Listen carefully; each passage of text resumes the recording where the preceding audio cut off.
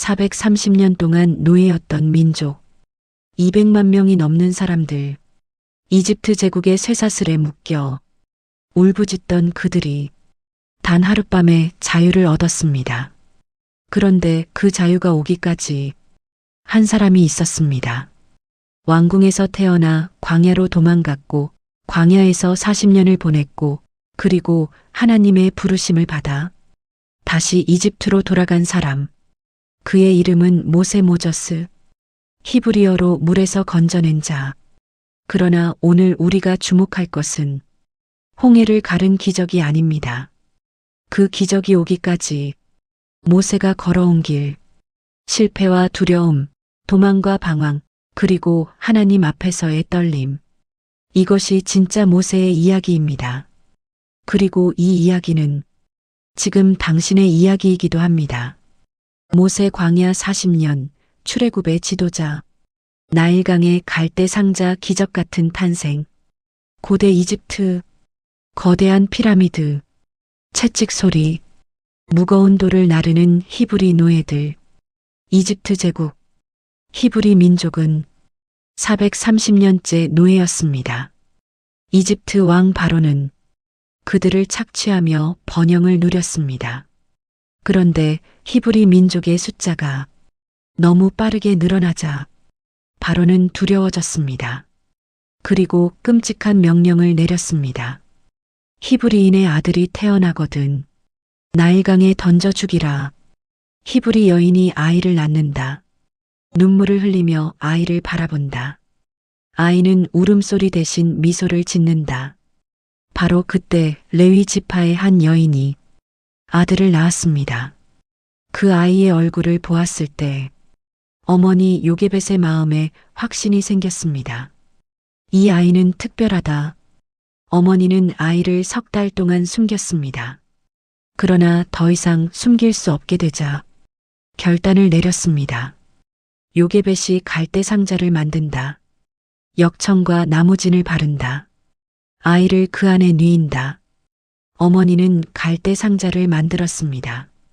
역청과 나무진을 발라 물이 새지 않게 했습니다. 아기를 그 안에 눕혔습니다. 그리고 나일강 갈대 사이에 두었습니다. 어머니의 마음이 어떠했을까요? 아이의 손을 마지막으로 잡는 그 순간, 상자를 물 위에 띄어보내는 그 순간, 누나 미리암이 멀리서 지켜봤습니다. 이집트 왕녀가 목욕하러 나온다. 갈대 상자를 발견한다. 열어보니 아기가 있다. 아기가 운다. 이는 히브리인의 아이로다. 그 순간 미리암이 달려나왔습니다. 제가 가서 이 아이를 위해 젖먹이는 유모를 불러오리까? 가거라. 미리암은 달려가 아이의 어머니 요게벳을 데려왔습니다. 이 아이를 데려다가 나를 위하여 젖을 먹이라. 내가 내게 삭을 주리라. 어머니가 자기 아이에게 젖을 먹이며 삭까지 받게 된 것입니다. 죽이라는 명령을 받은 아이가 왕궁에서 왕자로 자라게 된 것입니다. 그리고 그 아이의 이름을 바로의 딸이 지어주었습니다. 모세네가 그를 물에서 건져내었음이라. 어머니 요게벳의 믿음이 모세를 살렸습니다. 히브리서 11장 23절 믿음으로 모세가 낳았을 때에 그 부모가 아름다운 아이임을 보고 3달 동안 숨겼으며 왕의 명령을 두려워하지 아니하였더라. 부모의 믿음이 자녀의 미래를 바꿉니다. 죽이라는 강위에서 오히려 구원이 일어났습니다. 하나님은 죽음의 자리를 구원의 자리로 바꾸십니다. 가장 절망적인 상황이 하나님의 기적의 무대가 될 수 있습니다. 화려한 이집트 왕궁, 황금 기둥들, 모세가 왕자의 옷을 입고 있다. 모세는 이집트 왕궁에서 자랐습니다. 이집트 최고의 교육을 받았습니다. 군사 훈련을 받았습니다. 철학과 과학을 배웠습니다. 언젠가 이집트를 통치할 왕자로서의 삶을 살았습니다. 사도행전은 기록합니다. 모세가 이집트 사람의 학술을 다 배워 그의 말과 행사가 능하더라. 사도행전 7장 22절. 그러나 모세의 마음 깊은 곳에는 결코 지울 수 없는 무언가가 있었습니다. 모세가 창문 너머로 히브리 노예들을 바라본다. 채찍 맞는 동족, 무거운 돌을 나르는 동족. 그는 알고 있었습니다. 자신이 히브리인이라는 것을. 왕궁의 화려함 속에서도 동족의 고통이 눈에 밟혔습니다. 성경은 말합니다. 모세가 장성한 후에 한 번은 자기 형제들에게 나가서 그들이 고되게 노동하는 것을 보더니 출애굽기 2장 11절. 한 번은 아마도 수없이 나갔을 것입니다. 그러나 이날은 달랐습니다. 이집트 감독관이 히브리 노예를 심하게 때린다. 모세가 그것을 본다. 이집트 사람이 히브리 사람을 치는 것을 보았습니다. 모세의 피가 끓었습니다. 주위를 살폈습니다. 아무도 없다고 생각했습니다. 그리고 이집트 사람을 쳐서 죽였습니다. 모래 속에 묻었습니다. 다음 날 히브리 사람 둘이 싸우고 있었습니다. 모세가 말렸습니다. 누가 너를 우리의 주권자와 재판관으로 삼았느냐? 내가 이집트 사람을 죽인 것처럼 나도 죽이려느냐? 모세의 얼굴이 굳는다. 두려움이 밀려온다. 들켰습니다. 소문이 퍼졌습니다. 바로의 귀에도 들어갔습니다. 바로가 모세를 죽이려 했습니다. 모세는 도망쳤습니다. 왕궁에서 광야로, 화려한 삶에서 도망자의 삶으로. 모세는 옳은 마음으로 행동했지만 방법이 틀렸습니다. 하나님의 일을 인간의 방식으로 하려 할 때 실패합니다. 하나님은 모세를 광야로 보내셔서 다시 준비시키셨습니다. 미디안 광야 40년의 침묵. 광활한 미디안 광야. 모세가 지팡이를 들고 양떼를 몰고 있다. 모세는 미디안 광야로 도망쳤습니다. 그곳에서 이드로의 딸 십보라와 결혼했습니다. 아들을 낳았습니다. 이름을 게르솜이라 했습니다. 3650일 이집트 왕자였던 사람이 광야의 양치기가 되었습니다. 아무도 알아보지 않는 곳, 아무도 주목하지 않는 곳. 화려했던 과거는 모래 속에 묻혔습니다. 주름진 모세의 얼굴, 흰 수염, 지팡이에 기댄 모습. 이 40년 동안 모세는 무슨 생각을 했을까요? 하나님은 어디 계십니까? 내 동족은 지금도 노예입니까? 나는 왜 이곳에 있습니까? 그러나 하나님은 침묵하지 않으셨습니다. 준비하고 계셨습니다. 광야는 모세의 교실이었습니다. 왕궁이 줄 수 없는 것을 광야가 가르치고 있었습니다. 겸손, 인내, 고독, 하나님만 바라보는 법. 모세의 광야 40년은 낭비가 아니었습니다. 하나님은 모세를 버리신 것이 아니라 빚고 계셨습니다. 지금 당신의 광야도 하나님의 교실입니다. 왕궁에서 배운 이집트의 지혜보다 광야에서 배운 하나님의 학교가 더 중요했습니다. 세상의 스펙이 아닌 하나님 앞에서의 훈련이 진짜 준비입니다. 불붙은 떨기나무 하나님의 부르심, 호렙산 시나이산 기슭, 양떼를 몰던 모세. 갑자기 무언가가 눈에 들어온다. 떨기나무에 불이 붙어 있다.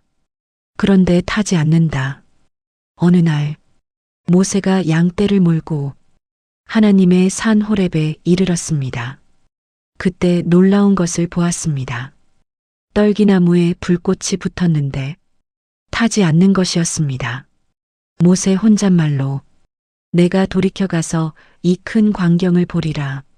어찌하여 떨기나무가 타지 아니하는고. 모세가 가까이 다가간다. 그때 불꽃 가운데서 목소리가 들린다. 모세야, 모세야, 내가 여기 있나이다. 이리로 가까이 오지 말라. 내가 선 곳은 거룩한 땅이니 내 발에서 신을 벗으라. 모세가 신을 벗는다.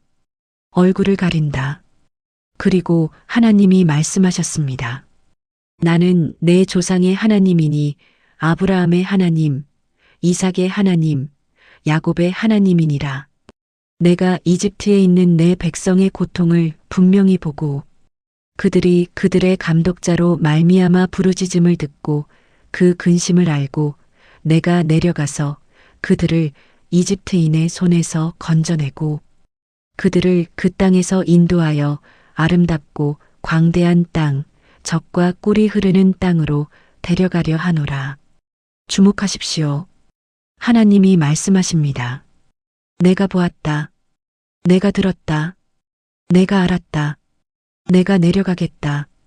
하나님은 430년 동안 이스라엘의 고통을 보고 계셨습니다. 듣고 계셨습니다. 알고 계셨습니다. 침묵이 무관심이 아니었습니다. 때를 기다리고 계셨습니다.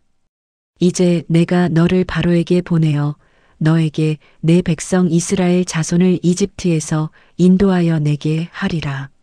모세의 얼굴, 두려움과 당혹감, 내가 누구이기에 바로에게 가며 이스라엘 자손을 이집트에서 인도하여 내리이까? 내가 누구이기에 40년 전에 모세는 이런 말을 하지 않았을 것입니다. 왕궁에서 자란 모세는 자신감이 넘쳤습니다. 그러나 광야 40년이 모세를 겸손하게 만들었습니다. 이 겸손함이야말로 하나님이 모세를 쓰실 수 있는 조건이었습니다. 내가 반드시 너와 함께 있으리라. 모세가 계속 거절하는 모습, 제가 이스라엘 자손에게 가서 말할 때 그들이 그의 이름이 무엇이냐 하면 무엇이라 하리이까?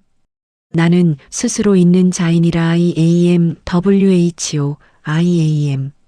너는 이스라엘 자손에게 이같이 이르기를 스스로 있는 자가 나를 너희에게 보내셨다 하라. 스스로 있는 자. 히브리어로 야훼와 EHWH. 존재 자체이신 하나님. 시작도 끝도 없으신 하나님. 과거도 현재도 미래도 함께 계신 하나님. 이 이름이 처음으로 게시된 순간이었습니다. 그런데 모세는 계속 거절했습니다. 주여, 나는 본래 말을 잘하지 못하는 자니이다. 입이 뻣뻣하고 혀가 둔한 자니이다. 누가 사람의 입을 지었느냐? 누가 말 못하는 자나, 못 듣는 자나, 눈 밝은 자나, 맹인이 되게 하였느냐? 나 여호와가 아니냐? 이제 가라. 내가 내 입과 함께 있어서 할 말을 가르치리라. 주여, 보낼 만한 자를 보내소서. 하나님의 진노. 그러나 동시에 형 아론을 대변인으로 주시는 하나님. 하나님이 진노하셨습니다. 그러나 모세를 포기하지 않으셨습니다. 형 아론을 대변인으로 주셨습니다. 모세는 결국 순종했습니다. 80세의 노인이 지팡이 하나를 들고 이집트를 향해 걸어갔습니다. 내가 누구이기에 이 겸손함이 하나님이 모세를 쓰신 이유입니다. 자신의 부족함을 아는 자를 하나님은 쓰십니다. 고린도전서 1장 27절 하나님께서 세상의 약한 것들을 택하사 강한 것들을 부끄럽게 하려 하시며 하나님의 부르심 앞에서 모세는 5번이나 거절했습니다. 그러나 하나님은 포기하지 않으셨습니다. 하나님의 부르심은 우리의 능력이 아닌 하나님의 약속에 기반합니다. 내가 반드시 너와 함께 있으리라. 나는 스스로 있는 자, 이 하나님이 우리와 함께 하십니다. 우리가 약할 때도 두려울 때도 말을 못할 때도 하나님이 함께 하십니다. 10가지 재앙 하나님의 능력. 이집트 왕궁. 바로가 황금 보좌에 앉아 있다. 80세의 모세가 그 앞에 선다. 모세가 이집트로 돌아왔습니다. 그리고 세계 최강 대국의 왕 앞에 섰습니다. 80세의 양치기 노인이 세계에서 가장 강력한 왕 앞에 선 것입니다. 이스라엘의 하나님 여호와의 말씀에 내 백성을 보내라. 그러면 그들이 광야에서 내 앞에 절기를 지킬 것이니라 하셨나이다. 여호와가 누구이기에 내가 그의 목소리를 듣고 이스라엘을 보내겠느냐? 나는 여호와를 알지 못하니 이스라엘도 보내지 아니하리라. 재앙이 시작되는 장면들이 연속으로 등장. 그리고 10가지 재앙이 시작되었습니다. 첫 번째 피 재앙. 나일강이 피로 변했습니다. 이집트인의 생명줄인 나일강이 죽음의 강이 되었습니다. 두 번째 개구리 재앙. 개구리 떼가 이집트를 뒤덮었습니다. 침대에도, 오븐에도, 그릇에도. 세 번째 이 재앙. 땅의 티끌이 이가 되었습니다. 온 이집트에 이가 창궐했습니다. 네 번째 파리 재앙. 파리떼가 바로의 궁과 온 이집트를 가득 채웠습니다. 그러나 이스라엘 땅 고센에는 없었습니다. 다섯 번째 가축 재앙. 이집트의 가축들이 죽었습니다. 그러나 이스라엘의 가축은 하나도 죽지 않았습니다. 여섯 번째 독종 재앙. 사람과 짐승에게 독종이 생겼습니다. 이집트 마술사들도 독종 때문에 모세 앞에 서지 못했습니다. 일곱 번째 우박 재앙. 이집트 역사상 없었던 큰 우박이 내렸습니다. 우박과 함께 불이 섞여 내렸습니다. 여덟 번째 메뚜기 재앙. 메뚜기 떼가 온 이집트를 덮었습니다. 우박이 남긴 것을 메뚜기가 다 먹었습니다. 아홉 번째 흑암 재앙. 손으로 만질 수 있을 것 같은 캄캄한 어둠이 3일 동안 이집트를 덮었습니다. 그러나 이스라엘 자손들이 있는 곳에는 빛이 있었습니다. 재앙마다 바로의 마음이 강팍해지는 모습. 재앙이 올 때마다 바로는 말했습니다. 보내겠다. 그러나 재앙이 그치면 약속을 어겼습니다. 성경은 말합니다. 여호와께서 바로의 마음을 강팍하게 하셨으므로 이것은 하나님이 바로를 억지로 죄짓게 만드셨다는 뜻이 아닙니다. 바로는 이미 교만하고 강팍한 사람이었습니다. 하나님은 그 강팍함을 더 드러내셨을 뿐입니다. 그리고 그것을 통해 하나님의 능력을 온 세상에 나타내셨습니다. 10가지 재앙은 이집트의 신들에 대한 직접적인 도전이었습니다. 나일강의 신, 태양의 신, 풍요의 신 이집트가 섬기는 모든 신이 무너졌습니다. 하나님 외에 다른 신은 없습니다. 재앙이 와도 고센 땅은 보호받았습니다. 세상이 흔들려도 하나님의 백성은 보호하십니다. 시편 91장 7절 1000명이 내 왼쪽에서 10,000명이 내 오른쪽에서 엎드러지나 이 재앙이 내게 가까이 하지 못하리로다. 이집트 전역. 히브리 가정들이 문에 피를 바른다. 두려움과 기대가 섞인 표정. 10번째 재앙 전날 밤. 하나님이 모세에게 명령하셨습니다. 이달을 너희에게 달의 시작곧 해의 첫 달이 되게 하고 이달 열흘에 너희 각 사람은 어린 양을 취하되 흠없고 1년 된 수컷으로 하라. 그 피를 양을 먹을 집 좌우 문설주와 임방에 바르라. 내가 이집트 땅을 칠 때에 그 피가 너희가 사는 집에 있어서 너희를 위하여 표적이 될지라. 내가 피를 볼 때에 너희를 넘어가리니 재앙이 너희에게 내려 멸하지 아니하리라. 히브리 가정들이 어린 양을 잡고 그 피를 문설주에 바른다. 두려운 눈빛으로 집안에 모여 앉는다. 밤이 깊어진다. 그 밤 하나님의 사자가 이집트를 통과했습니다. 피가 없는 집에는 장자가 죽었습니다. 바로의 장자도, 감옥의 죄수의 장자도, 가축의 첫 새끼도. 그러나 피가 있는 집은 넘어갔습니다. 패소버 6월절 새벽. 이집트 전역에서 곡성이 울린다. 바로의 궁에서도 통곡 소리가 들린다. 바로 새벽에 모세에게 일어나 내 백성 가운데서 떠나서 너희도 가고 이스라엘 자손도 가서 너희의 말대로 여호와를 섬기라. 430년 만에 문이 열렸습니다. 그런데 주목하십시오. 어린 양의 피가 구원의 조건이었습니다. 얼마나 착한 사람인지가 기준이 아니었습니다. 얼마나 많이 기도했는지가 기준이 아니었습니다. 오직 어린 양의 피, 이것은 훗날 오실 분을 가리킵니다. 예수 그리스도. 요한복음 1장 29절. 보라, 세상 죄를 지고 가는 하나님의 어린 양이로다. 유월절 어린 양은 예수 그리스도의 예표였습니다. 구원은 행위로 얻는 것이 아닙니다. 어린 양의 피로 얻는 것입니다. 유월절 어린 양의 피가 이스라엘을 구한 것처럼 예수 그리스도의 보혈이 우리를 구원합니다. 이것이 복음의 핵심입니다. 홍해를 가르다 불가능이 가능이 되다. 수백만 명의 이스라엘 백성이 이동한다. 앞에는 홍해, 뒤에서는 바로의 군대가 추격해 온다. 이스라엘 백성이 이집트를 떠났습니다. 약 200만 명. 엄청난 행렬이었습니다. 그런데 이집트를 나온 지 얼마 되지 않아 바로가 마음을 바꿨습니다. 우리가 어찌하여 이스라엘을 보내 우리를 섬기지 못하게 하였는고? 바로가 600대의 특선 병거와 이집트 모든 병거를 이끌고 추격했습니다. 이스라엘 백성 앞에는 홍해, 뒤에서는 이집트 군대, 좌우에는 광야, 완전한 포위였습니다. 이스라엘 백성이 공포에 떨며 모세를 원망한다. 이스라엘 백성 모세에게 절규하며 이집트에 매장지가 없어서 당신이 우리를 이끌어내어 이 광야에서 죽게 하느냐? 어찌하여 우리를 이집트에서 이끌어내어 우리에게 이같이 하느냐?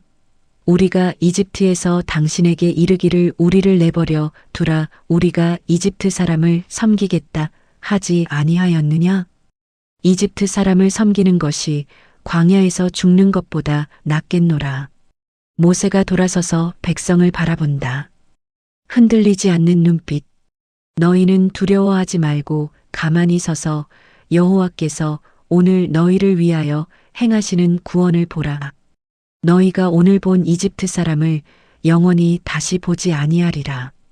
여호와께서 너희를 위하여 싸우시리니 너희는 가만히 있을지니라.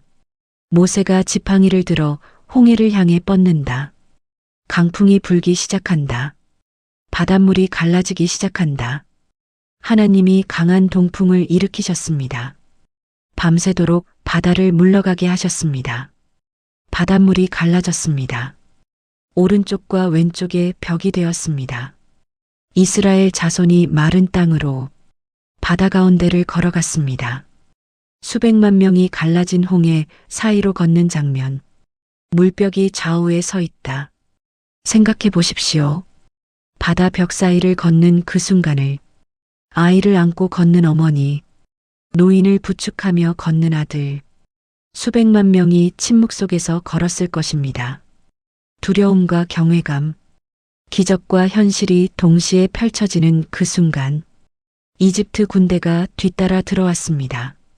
그러나 하나님이 그 바퀴를 벗겨 무겁게 하셨습니다. 모든 이스라엘이 건너자 모세가 손을 다시 뻗었습니다. 물이 돌아왔습니다. 이집트 군대가 물 아래 잠겼습니다. 모세와 미리암이 춤을 추며 노래한다. 이스라엘 백성이 함께 찬양한다. 미리암 탬버린을 치며 여호와를 찬송하라. 그는 높고 영화로우심이요 말과 그 탄 자를 바다에 던지셨음이로다. 가만히 서서 하나님의 구원을 보라. 우리가 할 수 없는 상황에서 하나님이 하십니다. 우리의 역할은 때로 멈추고 하나님을 신뢰하는 것입니다. 홍해는 이스라엘의 앞에 있었습니다. 군대는 뒤에 있었습니다. 가장 막힌 것 같은 그 순간에 하나님의 가장 큰 기적이 일어났습니다. 막힌 것 같습니까? 하나님이 길을 내실 것입니다. 구독, 좋아요, 댓글. 지금 당신의 홍해는 무엇입니까?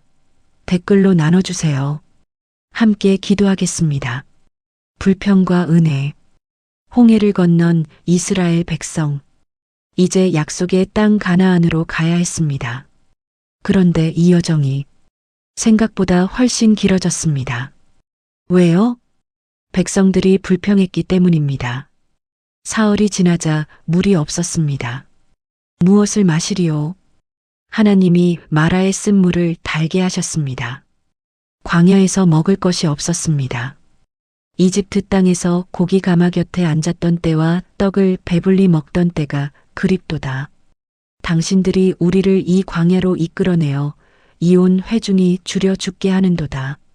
하나님이 만나와 메추라기를 내려주셨습니다. 또 물이 없었습니다.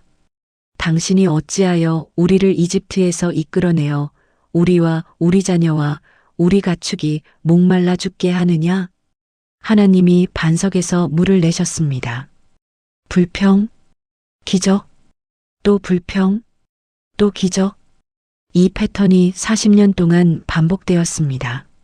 모세가 산에 올라간다. 그 와중에 가장 위대한 사건이 일어났습니다.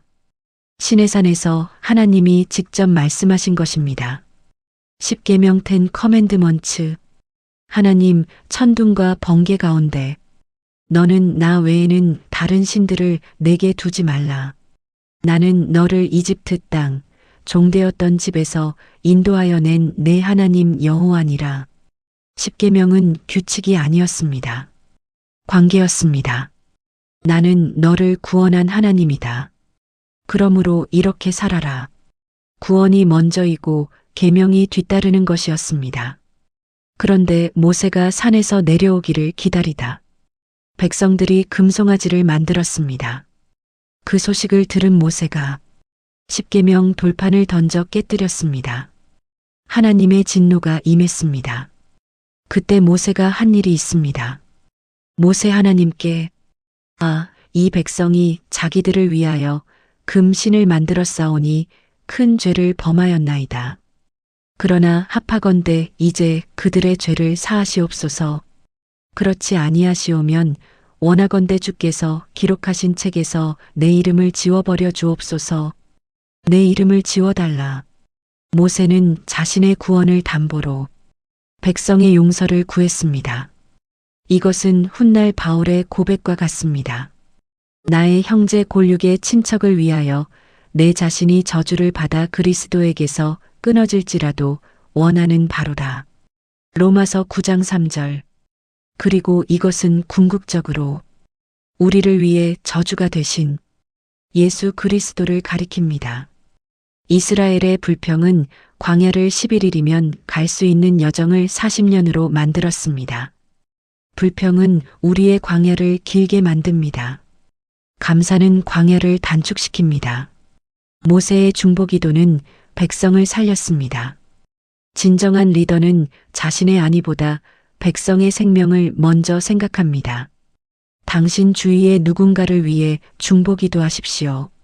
느보산 약속의 땅을 바라보며 광야 120세의 모세 주름진 얼굴 그러나 눈빛은 살아있다.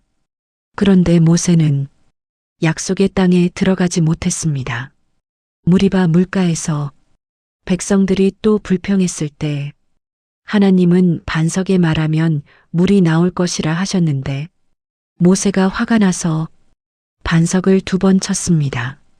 너희가 나를 믿지 아니하고 이스라엘 자손의 목전에서 내 거룩함을 나타내지 아니한 고로 너희는 이 회중을 내가 그들에게 준 땅으로 인도하여 드리지 못하리라. 모세의 마음이 어떠했을까요? 40년 광야의 고행, 수백만 명의 불평을 감당하며 걸어온 길, 그 모든 것 끝에 약속의 땅 문 앞에서 멈춰야 했습니다. 억울할 수 있었습니다. 원망할 수 있었습니다. 그러나 성경은 기록합니다. 신명기 34장 10절. 그 후에는 이스라엘의 모세와 같은 선지자가 일어나지 못하였나니 모세는 여호와께서 대면하여 아시던 자요. 느보산 꼭대기.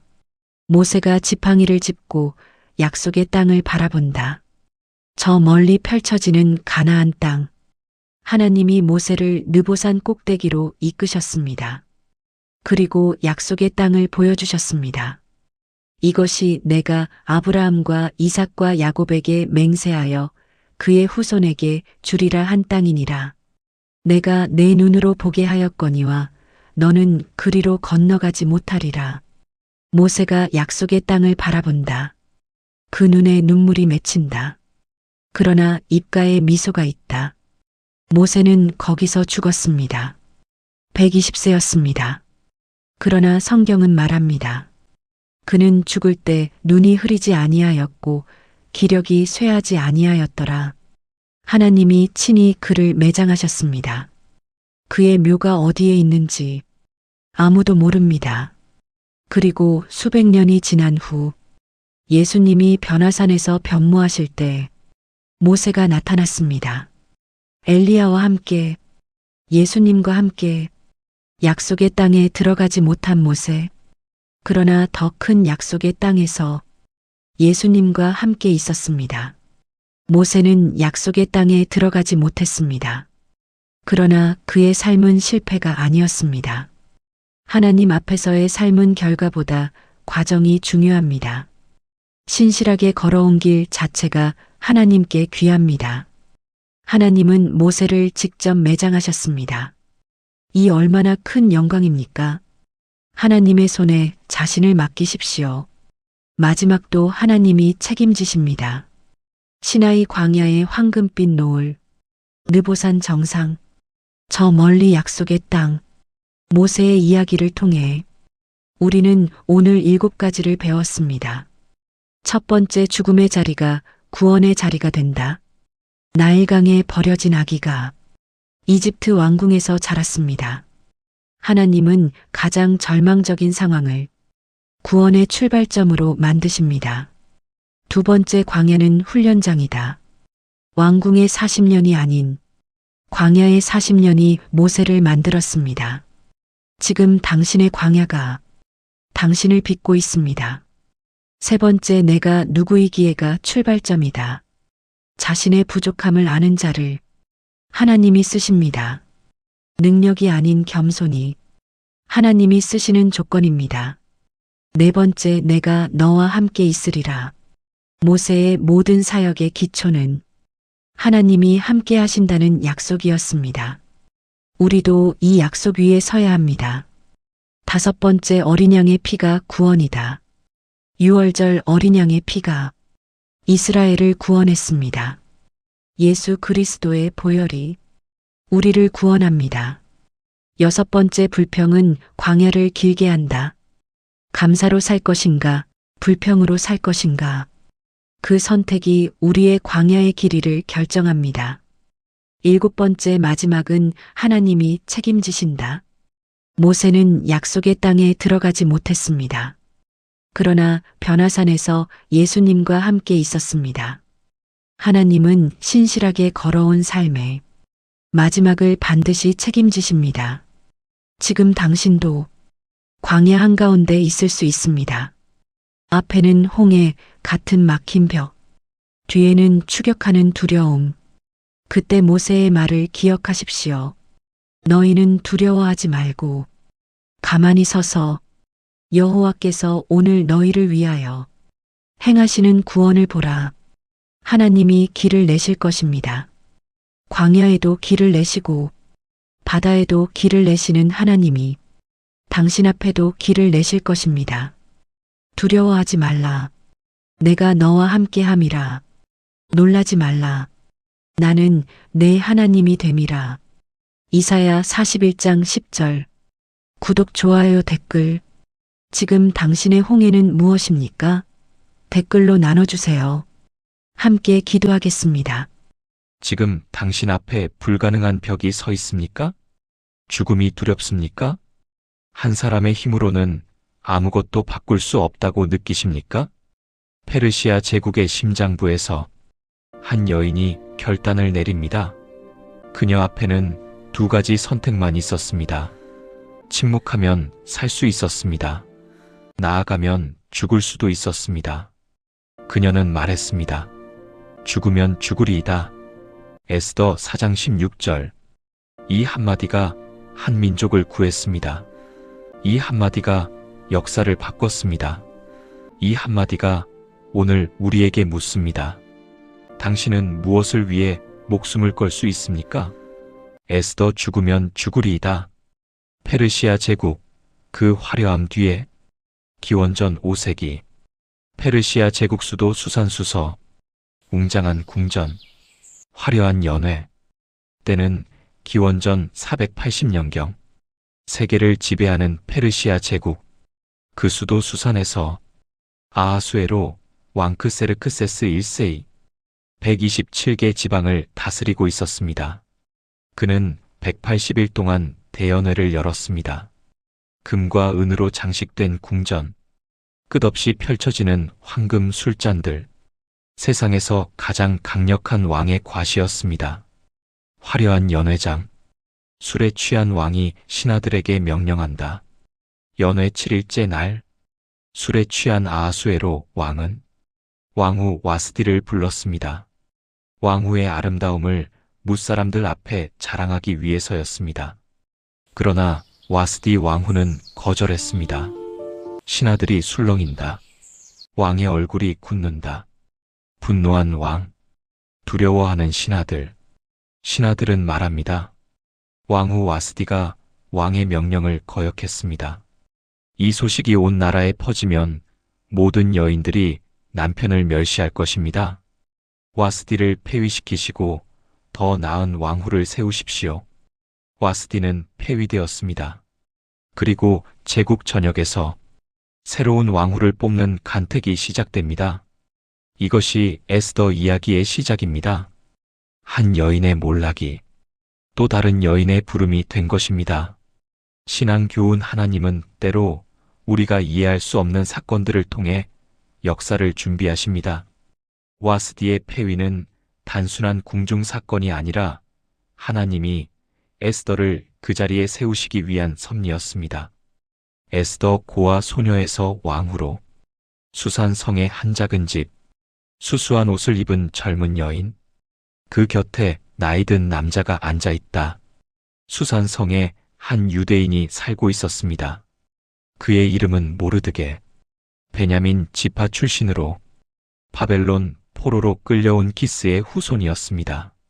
그에게는 사촌 동생이 있었습니다. 부모를 일찍 잃은 고아 소녀. 그 이름은 하다사.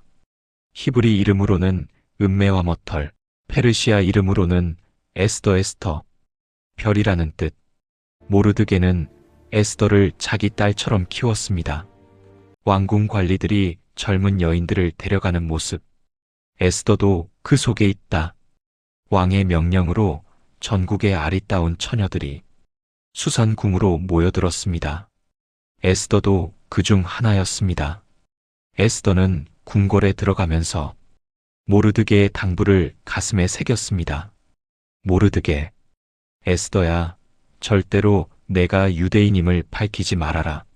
내 민족과 친척을 드러내지 말아라. 궁에 들어간 에스더는 모든 사람의 눈에 들었습니다.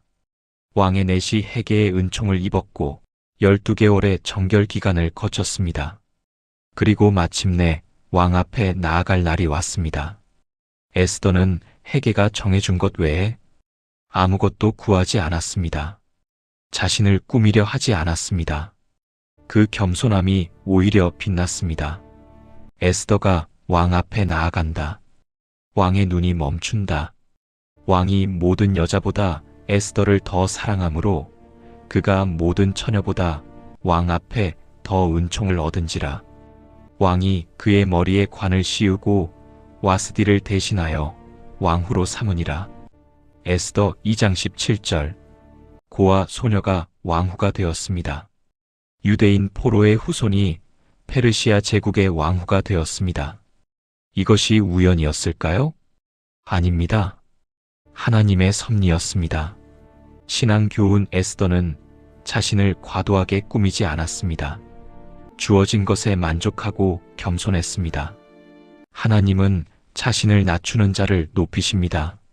신앙 교훈. 고아였던 에스더가 왕후가 된 것은 인간의 계획이 아니었습니다.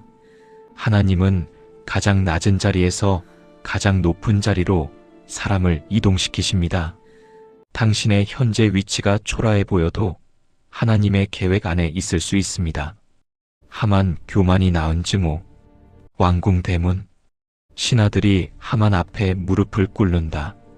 한 사람만 꿈쩍하지 않는다. 아하수에로 왕은 하만 헤이먼을 높여 모든 대신 위에 두었습니다.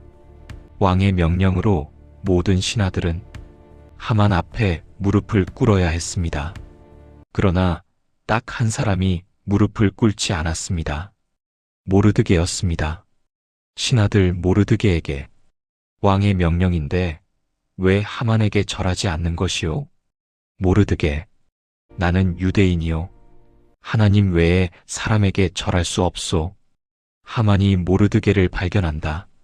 눈에 불꽃이 튄다. 하만은 분노했습니다. 그러나 단순히 모르드게 한 사람을 죽이는 것으로는 부족했습니다. 그는 더 큰 복수를 계획했습니다. 페르시아 제국 전역의 유대인을 모두 몰살시키겠다는 계획이었습니다. 하만이 왕 앞에 나아간다. 교활한 미소. 하만? 왕이여, 왕의 나라 각 지방 백성 중에 흩어져 사는 한 민족이 있는데 그들의 법률이 다른 모든 백성과 달라서 왕의 법률을 지키지 아니하오니 그냥 두는 것이 왕에게 무익하니이다.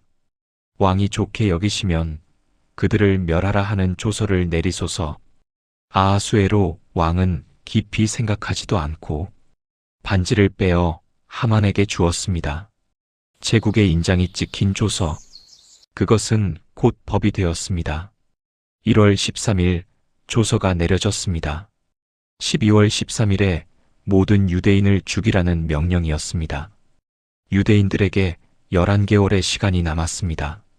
신앙교훈 하만의 교만은 한 사람에 대한 분노를 민족 전체의 학살로 키웠습니다. 교만은 항상 과도한 반응을 낳고 결국 자신을 파멸시킵니다. 잠언 16장 18절 교만은 패망의 선봉이요 거만한 마음은 넘어짐의 앞잡이니라. 모르드게의 호소 이때를 위함이 아닌지. 수산 성 대문 앞. 모르드게가 굵은 베옷을 입고 재를 뒤집어 쓴 채 통곡한다. 조서가 내려지자 각 지방에서 유대인들의 통곡 소리가 울려 퍼졌습니다. 금식하고 베옷을 입고 재를 뒤집어 쓰며 부르짖었습니다. 모르드게도 굵은 베옷을 입고 왕궁 문 앞에서 통곡했습니다. 에스더는 이 소식을 듣고 모르드게에게 사람을 보내 옷을 전했습니다. 그러나 모르드게는 받지 않았습니다. 에스더의 시녀 하닥이 모르드게 앞에 선다. 에스더는 하닥을 보내 이유를 물었습니다. 모르드게는 모든 사실을 알렸습니다. 하만이 유대인 학살을 위해 얼마의 은을 왕의 금고에 바치겠다 약속했는지까지. 그리고 모르드게는 에스더에게 간청했습니다. 모르드게, 에스더에게 전하라. 왕에게 나아가 백성을 위해 간청하라. 에스더의 표정이 굳는다. 하닥을 통해 모르드게에게 답한다. 에스더, 왕의 모든 신하와 왕의 각 지방 백성이 다 아는 바이거니와 남녀를 막론하고 부름을 받지 않고 안뜰에 들어가서 왕에게 나가면 오직 죽이는 법이 있고 왕이 금오를 내밀어야만 살 수 있습니다. 나는 이제 30일 동안 왕에게 부름을 받지 못하였나이다. 에스더의 말은 사실이었습니다. 허락 없이 왕에게 나아가는 것은 죽음을 의미했습니다. 설령 왕후라 하더라도 예외가 없었습니다. 30일째 왕의 부름을 받지 못한 에스더. 그것은 왕의 총애가 식었다는 신호일 수도 있었습니다. 이 말을 전해 들은 모르드게가 대답합니다. 모르드게가 하닥을 바라보며 단호하게 말한다. 모르드게, 너는 왕궁에 있으니 모든 유대인 중에서 홀로 목숨을 건지리라 생각하지 말라. 이때에 내가 만일 잠잠하여 말이 없으면 유대인은 다른 데로 말미암아 노임과 구원을 얻으려니와 너와 내 아버지 집은 멸망하리라. 내가 왕후의 자리를 얻은 것이 이때를 위함이 아닌지 누가 알겠느냐? 에스더가 그 말을 듣는다. 눈이 흔들린다. 그리고 결심이 선다. 이때를 위함이 아닌지 누가 알겠느냐? 이 한 문장이 에스더의 심장을 관통했습니다. 왕후가 된 것이 자신의 영광을 위한 것이 아니라 이 순간을 위한 것이었다는 깨달음. 당신이 지금 있는 자리, 당신이 가진 영향력, 당신에게 주어진 기회. 그것이 혹시 이때를 위한 것은 아닙니까? 신앙 교훈 모르드게의 말은 도전입니다. 우리가 받은 은혜와 위치는 우리만을 위한 것이 아닙니다. 하나님은 우리를 특정한 시간, 특정한 장소에 세우신 이유가 있습니다. 신앙 교훈 왕궁에 있으니 혼자 살 수 있다고 생각하지 말라. 우리는 혼자 구원받을 수 없습니다. 공동체의 고통에 눈 감는 것은 신앙이 아닙니다. 신앙 교훈 당신이 지금 있는 자리가 이때를 위한 것일 수 있습니다. 하나님은 우리를 우연히 그 자리에 두지 않으십니다. 죽으면 죽으리이다. 역사상 가장 위대한 결단. 깊은 밤. 에스더가 홀로 앉아 눈을 감는다. 에스더는 결단했습니다. 그리고 모르드게에게 전원을 보냅니다. 에스더, 당신은 가서 수산에 있는 유대인을 다 모으고 나를 위하여 금식하되 밤낮 3일을 먹지도 말고 마시지도 마소서. 나도 나의 시녀와 더불어 이렇게 금식한 후에 규례를 어기고 왕에게 나아가리니. 에스더가 눈을 뜬다. 눈빛이 흔들림 없이 단호하다. 에스더, 죽으면 죽으리이다. 이 네 글자만이 공간을 채운다. 죽으면 죽으리이다. if I perish, I perish. 이 6글자 히브리어 카아쉐르 아바드티는 인류 역사에서 가장 위대한 결단의 말 중 하나입니다. 에스더는 두렵지 않았을까요? 아니었습니다. 두려웠을 것입니다. 그러나 두려움보다 더 큰 것이 있었습니다. 그것은 사명감이었습니다. 그것은 백성에 대한 사랑이었습니다. 그것은 하나님에 대한 신뢰였습니다. 주목할 것은 에스더의 결단 전에 금식 기도가 있었다는 것입니다. 3일 밤낮의 금식. 이것은 하나님께 완전히 의탁하는 행위였습니다. 에스더는 혼자 나아간 것이 아니었습니다. 공동체의 기도를 등에 업고 나아간 것이었습니다. 신앙 교훈 죽으면 죽으리이다는 무모한 용기가 아닙니다. 3일 금식 기도 후에 나온 믿음의 결단입니다. 진정한 용기는 기도 위에 서 있습니다. 신앙 교훈 에스더는 혼자 결단하지 않았습니다. 공동체의 금식과 기도를 요청했습니다. 위기 앞에서 혼자 서려 하지 말고 공동체와 함께 기도하십시오. 신앙 교훈 에스더서에는 하나님이라는 단어가 단 한 번도 등장하지 않습니다. 그러나 하나님의 손이 모든 사건 뒤에 있었습니다. 하나님은 때로 보이지 않는 곳에서 일하십니다. 왕 앞에 나아가다 그물이 내밀어지다. 3일 후 새벽. 에스더가 왕후 예복을 입는다. 시녀들이 주위에서 도운다. 3일이 지났습니다. 에스더는 왕후 예복을 입었습니다. 그리고 왕궁 안뜰로 나아갔습니다. 에스더가 안뜰에 선다. 멀리 왕이 보좌에 앉아 있다. 에스더의 발이 멈춘다. 심장이 뛴다. 왕이 안뜰에 서 있는 에스더를 보았습니다. 그 순간이 모든 것을 결정짓습니다. 왕이 그물을 내밀면 살 수 있습니다. 왕이 그물을 내밀지 않으면 죽습니다. 왕의 눈이 에스더에게 고정된다. 잠시의 정적. 그리고 왕이 천천히 그물을 에스더를 향해 내민다. 왕이 에스더를 보고 은혜를 입었는지라. 왕이 손에 잡았던 그물을 에스더에게 내미니 에스더가 가까이 가서 그물 끝을 만진지라. 에스더 5장 2절. 에스더가 숨을 내쉰다. 천천히 앞으로 나아가 그물 끝을 만진다. 아하수에로 왕. 왕후 에스더여, 그대의 소원이 무엇이냐?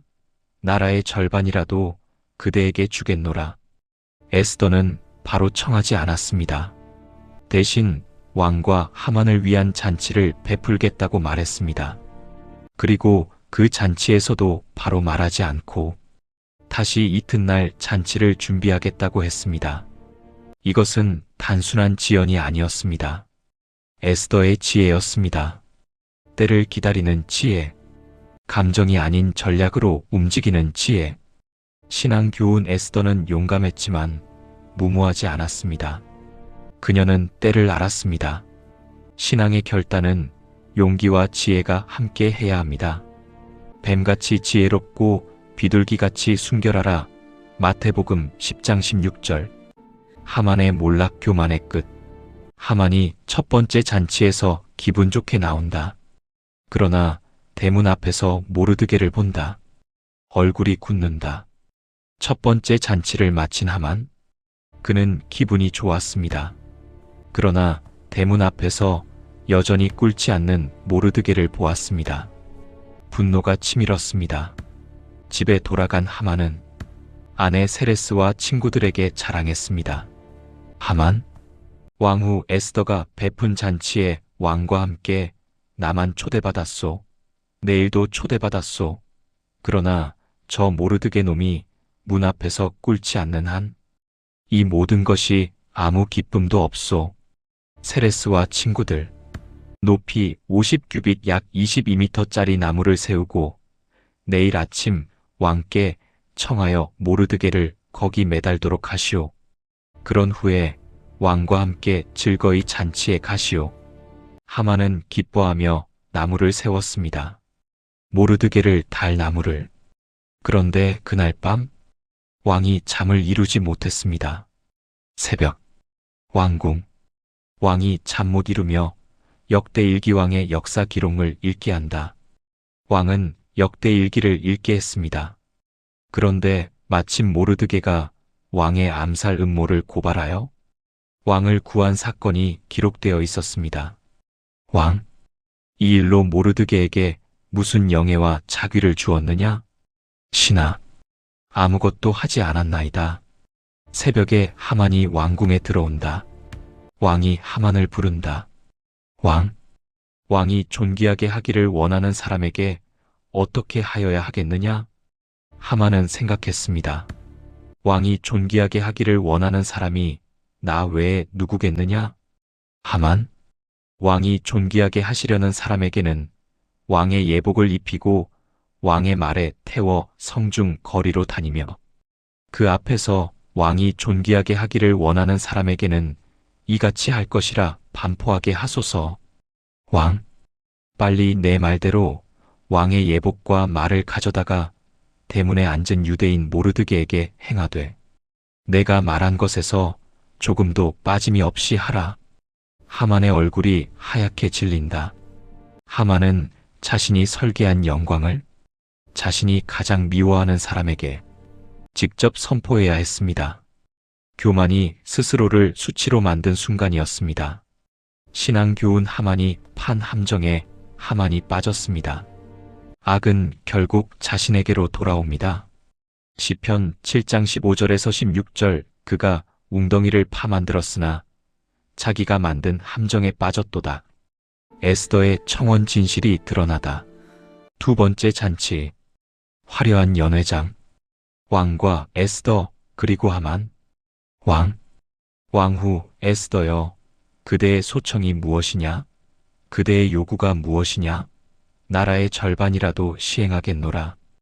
에스더가 천천히 일어선다. 눈빛이 결연하다.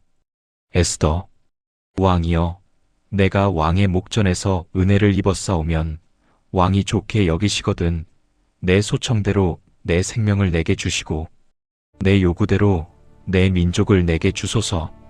나와 내 민족이 팔려서 죽임을 당하고 도륙되고 진멸될 것이라. 우리가 노비로 팔렸더라면 내가 잠잠하였으리이다마는 우리의 원수는 왕의 손해가 막심하게 할 것이므로 잠잠할 수 없나이다. 왕의 얼굴이 굳는다. 눈에 불꽃이 튄다. 왕, 감히 이런 일을 마음에 품은 자가 누구냐? 그가 어디 있느냐? 대적과 원수는 이 악한 하만이니이다. 하만의 얼굴이 창백해진다. 왕이 분노하여 자리를 박차고 일어선다. 왕은 분노하여 후원으로 나갔습니다.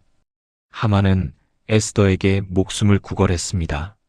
그러나 왕이 돌아왔을 때 하만은 에스더가 앉은 의자에 엎드려 있었습니다. 왕은 오해했습니다. 그리고 하만의 운명은 결정되었습니다. 신하 하르보나가 말합니다. 하만이 왕을 위해 충성한 모르드게를 달려 한 나무가 하만의 집에 서 있는데 높이가 50규빗이니이다. 왕, 하만을 그 나무에 달라. 하만은 자신이 모르드게를 위해 세운 그 나무에 달렸습니다. 교만이 만든 함정에 교만한 자가 빠진 것입니다. 신앙 교훈 에스더는 때를 기다렸습니다. 첫 번째 잔치에서 말하지 않고 두 번째 잔치에서 말했습니다. 하나님의 일을 할 때도 때가 있습니다. 기도하며 때를 분별하십시오. 구원 부림절의 탄생. 수산성. 유대인들이 기뻐하며 서로 껴안는다. 하만이 죽었습니다. 그러나 문제가 남았습니다.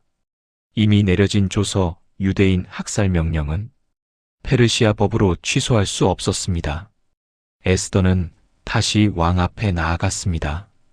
이번에는 부르지 않았음에도 두 번째 죽음을 각오한 나아감이었습니다.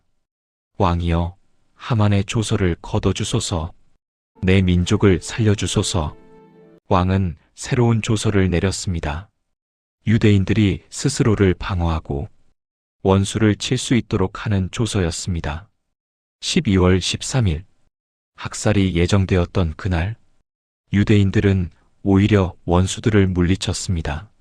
죽음이 예정된 날이 구원의 날이 되었습니다. 유대인들이 기뻐하며 잔치를 벌인다. 모르드게와 에스더는 이 날을 불임절로 정했습니다. 부르는 제비를 뜻합니다. 하만이 유대인을 죽일 날을 제비 뽑아 정했던 것을 기념하는 절기입니다.